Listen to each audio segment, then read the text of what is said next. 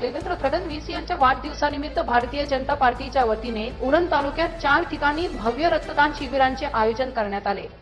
उरण, जेनटीए, करंजा आणि चिरनेर येथे झालेल्या शिबिरांमध्ये एकूण 434 रक्तदात्यांनी रक्तदान करून सामाजिक बांधिलकी जपली।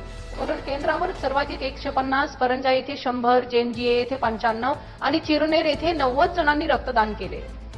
या उपक्रमाला आमदार महेश बालदी, जिल्हाध्यक्ष अविनाश ठाकूर यांच्यासह भाजपचे अनेक पदाधिकारी उपस्थित होते। रक्तदान शिबिराला तरुणांचा उत्स्फूर्त प्रतिसाद लाभला।